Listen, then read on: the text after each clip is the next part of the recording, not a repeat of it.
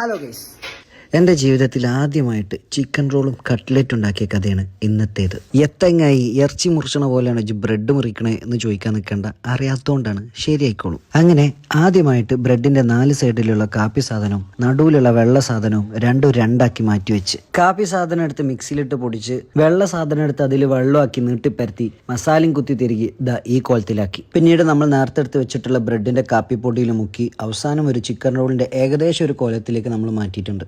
അതിനിടയ്ക്ക് നമ്മൾ പ്രൊഡ്യൂസർ, അതായത് എൻ്റെ വാപ്പ, മൂപ്പരെ കുറച്ച് പച്ചക്കറികൾ നനക്കാണ്ടായിരുന്നു. അപ്പോൾ അത് നനക്കാനായിട്ട് നമ്മളൊന്ന് പുറത്തേക്ക് ഇറങ്ങി. പച്ചക്കറിയൊക്കെ വെച്ച കൂട്ടത്തിൽ മൂപ്പര് കുറച്ച് വാഴയും കൂടി വെച്ചിക്കണം.